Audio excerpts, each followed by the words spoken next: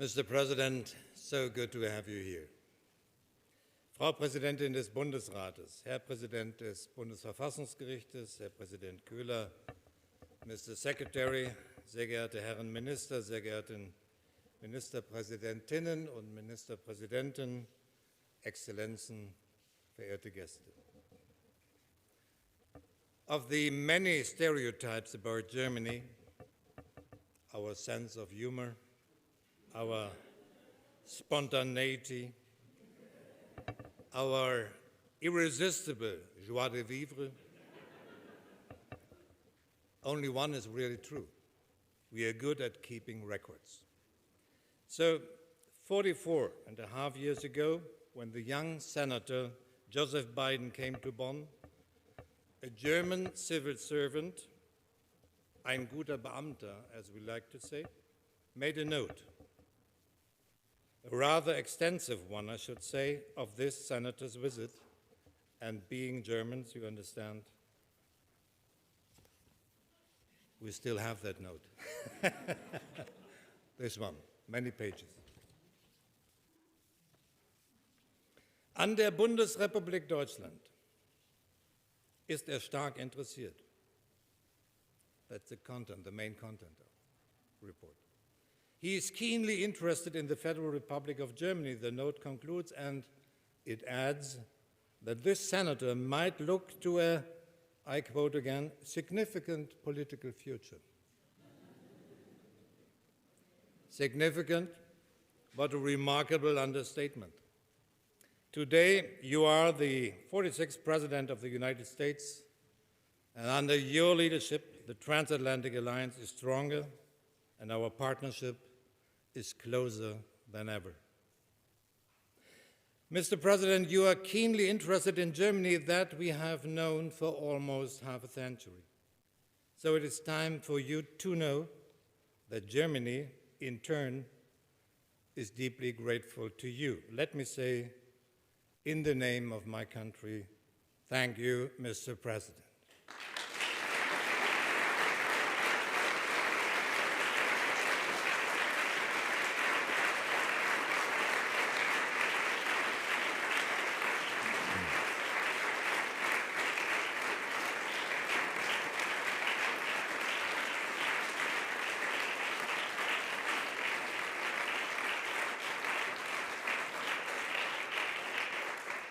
For Germany, the friendship with the United States has been, is now, and will always be existentially important. Existential both for our security and our democracy. And yet in this friendship there have been and always will be times of proximity and greater distance, times of agreement and times of discord. Even recently, just a handful of years ago, the distance had grown so wide that we almost lost each other. But ladies and gentlemen, throughout the ups and downs of time, there have been people who have stood by the transatlantic relations no matter what. And chief among those people, Mr. President, is you. You stand with us, sir, because you know that what binds us is so much deeper than the news of the day. What binds us is freedom, democracy, and the rule of law. What binds us is the conviction that if liberal democracy is to have a future in this troubled world, we have to secure it together. And what binds us are the lessons from our past, sacred lessons that you described so hauntingly in your letter to our beloved Margot Friedlander. So when you were elected president, you restored Europe's hope in the transatlantic alliance literally overnight. And then only a year later came Putin's war. When Putin invaded Ukraine, he didn't just go after one country, he attacked the very principles of peace in Europe. Putin thought we would be weak. He thought we would be divided, but the opposite was true. NATO was stronger and more united than ever, and that is in no small part, Mr. President, thanks to your leadership. Mr. President, to have you in our most dangerous moment since the Cold War, to have you and your administration on our side is no less than a historical stroke of good fortune. For us here in Europe, the past 2 years have shown once again America truly is the indispensable nation. But it has also shown something else. NATO is the indispensable alliance. So in the months to come, I hope that Europeans remember America is indispensable for us, and I hope that Americans remember your allies are indispensable for you.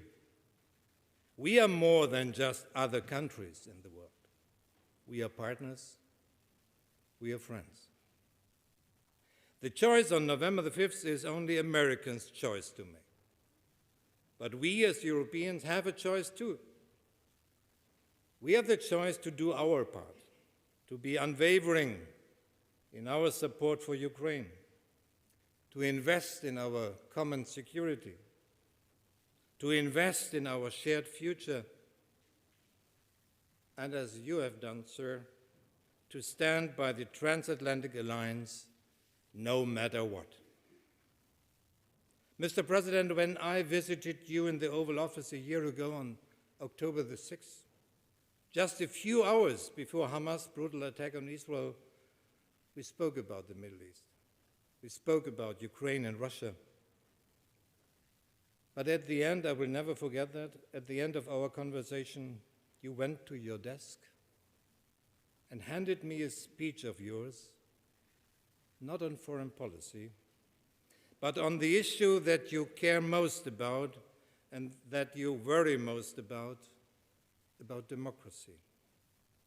I quote, "Democracies don't have to die at the end of a rifle," you say in that speech. Democracies can die when people are silent, when they are willing to give away that which is most precious to them because they feel frustrated, tired, alienated.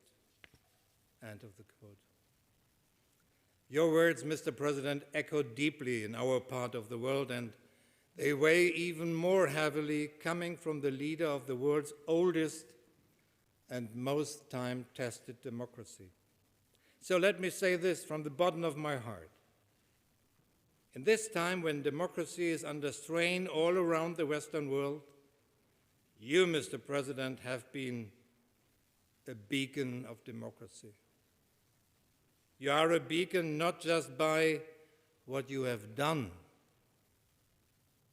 but by who you are. By the example of your humility, your deep connection with the lives and hopes of hardworking people, and, if you excuse that old-fashioned word, by your decency. Decency is maybe what we are most at risk of losing. But your decency, sir, is a light that shines very far. It certainly reached the hearts of my fellow Germans. As US President, you command the most powerful military. You lead the biggest economy in the world. But maybe the most precious service to democracy, the most joyful and reassuring thing for people is to know that even this most powerful man in the world is, in the end, a fundamentally decent human being.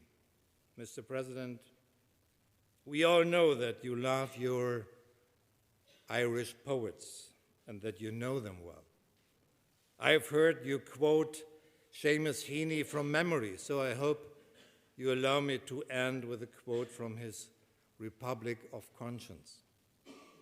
I quote, "At their inauguration, public leaders must swear to uphold unwritten law and weep to atone for their presumption to hold office." The presumption to hold office, Mr. President. It seems that you have always had a deep sense of the inevitable presumption in holding office, including the highest office, in being elevated above others in a society of equals. You have transformed this presumption into a deep sense of responsibility, and you have carried that responsibility throughout your career and have now decided, in the most noble tradition of American leaders since Washington, to let democracy run its ever-changing and uncharted course. Mr. President, on the historic occasion of your visit to Germany, my country recognizes your decades-long dedication to the transatlantic alliance, your outstanding political leadership in Europe's most dangerous moment, and your lasting moral example of service, sincerity, and decency. It is now my great honor to bestow on you the Grand Cross Special Class of the Order of Merit of the Federal Republic of Germany. And for that, Mr. President, may I say, dear Joe, congratulations.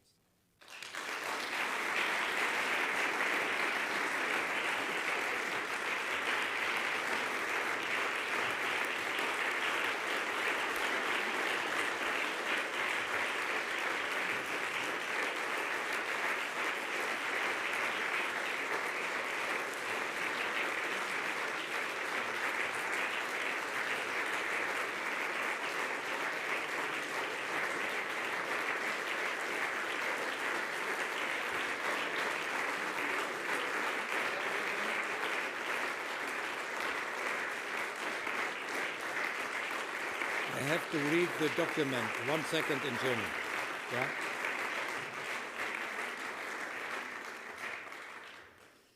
Meine Damen und Herren, zur Verleihung des Verdienstkreuzes Ladies and gentlemen, in Deutsch. on the occasion of awarding the order, I'll read the text in recognition of the special services to the Federal Republic of Germany. I bestow the President of the United States upon the President of the United States, Joseph R. Biden, the Grand Cross Special Class of the Order of Merit of the Federal Republic of Germany to the President of the United States of America, Joseph R. Biden. Bellevue, 18 October 2024, the Federal President.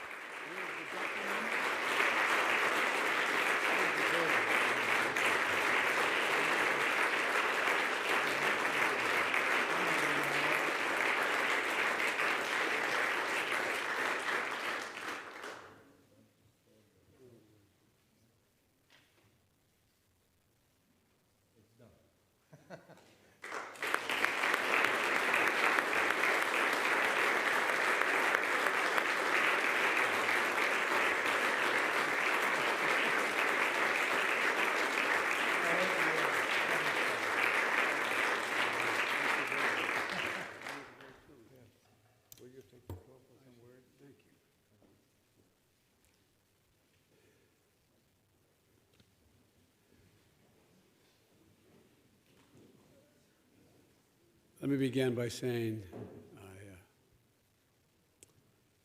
I'm overwhelmed, not just by the award, but by the words. Mr. President, Margot Friedlander, you are a voice of conscience and healing. I'm actually honored to be in your presence, for real. This award means so much to me for what it says about us. The journey we've taken, the alliance we've strengthened, the way that we have, as two separate nations, risen together to meet our moment. I think it's fair to say, although I know I only look like I'm 40 years old, I've seen a wide sweep of history. When I was born, our countries were at war. As a young senator, I visited West Berlin and saw what it meant to live in a divided city, country, and continent. And I forged a bond with Helmut Schmidt, my first relationship of candor and trust with the German Chancellor, but thankfully not my last. And then in 1989, like millions of people around the world, I saw 70,000 brave souls gathered in Leipzig, crying out for freedom. And the Berlin Wall came down 35 years ago this month. It was one of the greatest advances in human dignity in my lifetime. Some feared the reunification of Germany would revive old hatreds and rivalries. But leaders of America and Germany dreamed together of a much better future. The achievement of a Germany whole and free lives on, exceeding, I think, everyone's expectations. The dream of Europe, whole and free, remains the work of our time. Nor is that work more urgent than in pushing back against Putin's vicious attack against Ukraine. German leaders had the wisdom to recognize a turning point in history, an assault on a fellow democracy, and also on principles that upheld 75 years of peace and security in Europe. Germany and the United States have stood together to support the brave people of Ukraine in their fight for freedom, for democracy, for their very survival.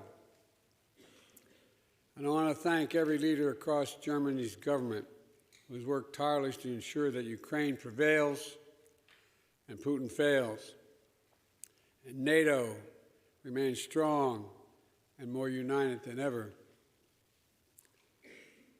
We headed into a very difficult winter, but we cannot let up. We cannot, thank you so very much. It's kind of you.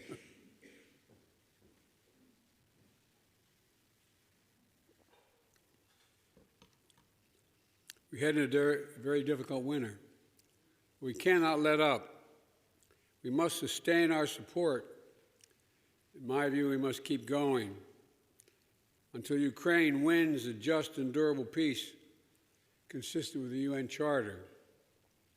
Until once again, human dignity prevails. Let me close with this. The times I've lived through have taught me that history does move forward, and things can get better if we determine they must. That things can get better. And that we should never underestimate the power of democracy, never underestimate the value of alliances.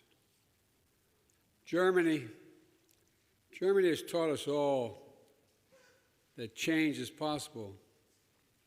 And for better or for worse, countries can and do choose their own destinies. And the choices that leaders make at critical times truly matters. I want to thank the current leaders of Germany for the choice you've made when it matters most.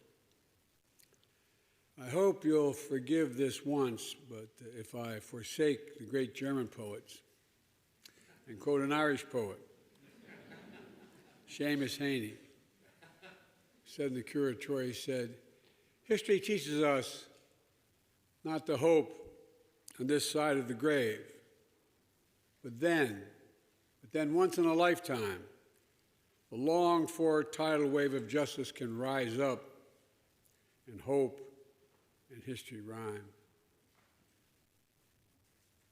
When the Berlin Wall fell, hope and history rhymed. When Kiev stood, hope and history rhymed. Many Americans and Germans always find the wisdom and the courage. May they keep making hope and history rhyme, because we can. Because nothing is beyond our capacity, in my view. Nothing is beyond our capacity when we do it together. So thank you again for this award. I'm honored to accept. I do not deserve, but I'm honored to accept. And that if we continue to work together, Germany has stood up in a way that is incredible. I want to thank you again for the award.